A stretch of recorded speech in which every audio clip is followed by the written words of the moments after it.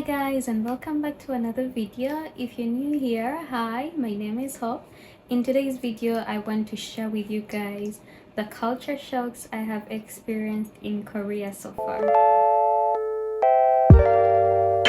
So before we begin this video, a brief introduction about me. I am from Uganda and I have been in Korea for almost 5 years now, and there are some things that are still very interesting to me till this point. Coming from Uganda, I really found South Korea to be very different. Food, culture, almost everything. Like when you compare the two countries, they really don't have a lot of things in common, but even the way of life, just the way the country is designed and the way it runs, there is a lot of things that are very different, very shocking, very interesting to me, and that is what I want to share with you guys today. Okay, so to begin, the first shocking thing I found in Korea is actually the safety. Korea is a very safe country. I can't say there is no crime because, of course, there is no country that is black and white. There are crimes here and there, but it is relatively safe compared to other countries, compared to Uganda. The most shocking thing to me actually was when I first came here, you can easily just walk around with your phone texting and nothing is going to happen to your phone. You do not have to worry that someone is going to bump into you, and before you know it, you're not going to have your phone or any of your belongings with you anymore. It's it's very safe. Still talking about safety, people can just leave their belongings anywhere, let's say in a cafe, because most people go to cafes to study or to have meetings, and you can literally leave your notebook, your laptop, you can literally leave your notebook or your phone or your bag there. You can be gone for an hour and you will still find your things there untouched, and this cannot happen in Uganda. They take your things with you there. So this was a very interesting thing for me when I came to Korea. It was just it was very mind-blowing because it's people are very trustworthy, very responsible, and yeah, they don't take stuff that are not theirs, let me say. Yeah, that was very interesting to me. So number two, I mentioned earlier about cafes. I think Korea really has a strong cafe culture. People go to cafes all the time.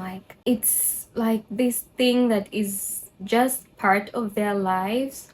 And I don't know, I think that there is no explanation, because I have asked a couple of friends why do Koreans just drinking Americano after their meals? And I guess it's just their way of life. People just got used to it. During lunch hours, you just see people going back to their offices and everyone has a coffee in their hands. And for me, it's kind of interesting. It was kind of interesting. And also Korea has a lot of pretty themed cafes, unique themed cafes.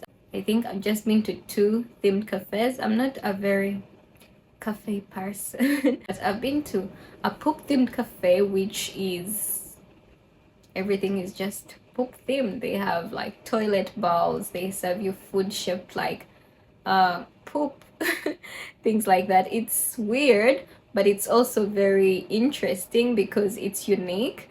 There is also a Harry Potter cafe in Hongdae, which I went to, and it's pretty interesting because it has it has the Harry Potter gowns, so you can actually stay there to enjoy your coffee or study, normal things people do in a cafe, but you can also go there to take pictures because it has all these unique pretty things. It has photo zones. So yeah, some of these things are very interesting because they were the way the concepts are put together is intriguing. Number 3 is free water and free side dishes in the restaurants.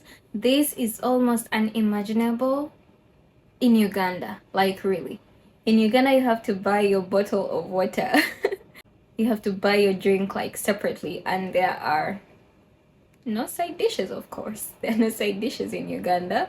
Like in Uganda, you pay for everything you are eating.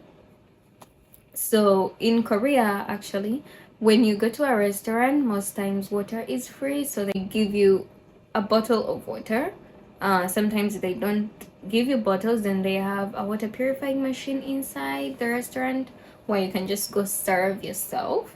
Then also side dishes, because the Korean food culture has a lot of side dishes. That's why in the restaurants side dishes are also available, because you are coming to have a meal. Most times they will serve you side dishes, but you can also like ask for more, or sometimes they just have a section where they put them, and in case you want to go and add yourself more side dishes, you can do that without having to ask someone to come give them to you, and that is really nice. It is one of my very shocking experiences, because I know this cannot happen in my country.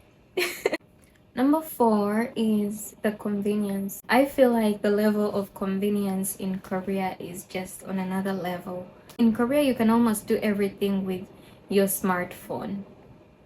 Like your smartphone can literally do anything. When you do not have a card, you can just use, the Samsung Pay, Apple Pay, Naver Pay, which is like pretty cool, because in case you forget your card, you don't have to like give up on something because you don't have the means to pay for it.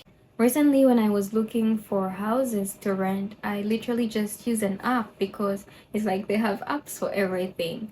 I got onto the app and found houses that I needed, and then went and saw the ones that I liked. So I think this is very convenient, because you don't have to go through the struggle of going to every house, like to every realtor, and check out different houses. You can first check out the available ones in your area and see the ones that you really want. Also, the food convenience is like on another level. I think this is because of the Korean working culture. That's why the food convenience is like that, let me say, developed. The convenience stores have a lot of convenient foods. Convenient stores, convenient foods, like foods that are really easy to eat. Most of these foods you just need to put in the microwave for like 3 minutes or 2 minutes, and you have a meal that's ready for you to eat. And many Koreans that are like working resort to these foods because sometimes they don't have time, they don't have the time to cook.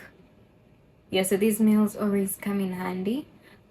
It ranges from like simple snacks, simple rice rolls, to lunch boxes that have like rice, kimchi, chicken, beef, and you can just buy this from the store, go warm it, and you have a meal without stressing on cooking it, which is very nice. I think Korea is very clean. I think it's a very clean country, because I see people cleaning like everywhere, on the subways, on the roads. There's like people sweeping, people wiping stuff, and because these are places many people use, so it's very important for them to be clean. And like there are some things that I did not expect them to be cleaned like that often, but whenever I see people cleaning them, it's kind of like interesting to me. Like the subway floors, the subway station floors, like when you come out, and the rails for the escalator rails. Like they really go to the extent of wiping and cleaning every single bit. So the country is like pretty tidy. It's really clean. Yeah. Another thing that I found very shocking in Korea is people can do makeup on the subway. Like really. Like I never expected that people can do their makeup from outside. It's also because Koreans really mind the way they look. Yeah, their physical appearance. They give too much attention to their physical appearance. So most times you'll see a Korean girl on the subway with her makeup trying to do it before she like reaches her final destination, or in the bus. And it's like, okay, no one is like saying anything or against it in any way. And it's pretty cool because it's like you're free to do anything that you want without being judged. Girls even walk with like roller sets, like rollers in their hair, because they need their bangs to be perfect. So they walk around with rollers. Yeah, that is still like very interesting to me. I have not yet started doing my makeup on the subway, but people really do it, and freely. Yeah, that's very interesting. Culture shock. One of the things that shocked me very much when I first came to Korea, I am a bit used to it now because I have been here for a lot of time, is random people will ask you for your age. I found this very weird when I first came to Korea, because in Uganda, when you ask a girl for her age, isn't a very common thing in Uganda. I later learned why they do this, and it's because Koreans have, a hierarchy system where they pay you respect according to age. If you are older, then a younger person is going to have to pay respect to you, and sometimes they'll maybe call you Onni, or if you're a guy, maybe they'll call you Oppa, or if you are younger, then yeah, they also know that. So besides age, actually, Koreans nowadays ask for personality. Personality, like, what's your MBTI? MBTI, because they want to know like how compatible you are with each other. For me, it's not very important. It doesn't really matter, but Koreans actually do. Like, they ask you what's your MBTI, and then they go through it with you to understand what kind of person you are, your character, your personality. Yeah, very interesting. Being here and learning about the Korean culture, it's very interesting. You learn why people do things the way they do, and it really just opens up your eyes and shows you how different we all are, how the world is very different. Next one. Older generation here is actually very active, like physically. You always see Koreans, even if they cannot run, they are either walking or working out, because Korea has these workout equipment stationed in, let me say, parks, and they are free for everyone to use. It's really interesting because they really try to, take care of their bodies. And also, the older ladies actually do makeup, and this was very interesting for me at the start, because you would see someone that's like really really old, let me say, and they have perfect eyebrows, and they have put on their lipstick, and they're really looking great. And for me, it was very surprising because, yeah, as I said earlier, Koreans really like to really pay attention to the way they look physically. I guess that applies to the old generation as well. It's very nice. It's very good to see that people keep taking care of themselves despite what age they are at. It's very cool. Next one is the silent culture on subway, on public transportation, actually, generally, like on the bus or on the subway. You literally have to keep quiet. Normally on the subway, there is always an announcement that tells you to please don't talk loudly. If you are listening to something, please put in your headphones, because, well, nobody wants to get mixed up in your business. Everyone is doing their own stuff, so I guess that's why you also need to keep your things to yourself. It was very interesting to me because in Uganda you can never find a quiet public transportation. Like, the buses are very loud. Everyone is talking about this and that. Even if, like in my country, even if you guys do not know each other, it's like very easy to pick conversation about what's going on in the country or what you've just seen. You always talk in these places. And in Korea, it's not like dead silent because there are always people talking, but most people are quiet, and you are actually advised to keep quiet when you are on public transportation because it makes others uncomfortable. And the last one is Koreans actually do not give gifts for weddings, but they do give congratulatory money. So in my country, we wrap gifts. It's like everyone goes with a gift. In Korea, actually, they give money. So you go, there are always envelopes. You pick an envelope, put your money inside, and then you give it. But it's very interesting because no gift. And also, Korean weddings are like very short. So in Uganda, we have traditional weddings, we have the church weddings, we have the reception, and our weddings are like the whole day, right? You come from church, you go to the reception, and it's this whole party with a lot of people. But actually in Korea, the weddings are like very short. They're like 1 hour or something. They're like pretty short. You just go, the bride and groom do their stuff with the parents, and done. It's like is it called a convention hall? It can have more than one wedding in a day. And in Uganda, it's like the reception, the place where you have the reception is like booked specifically for that wedding, for that day.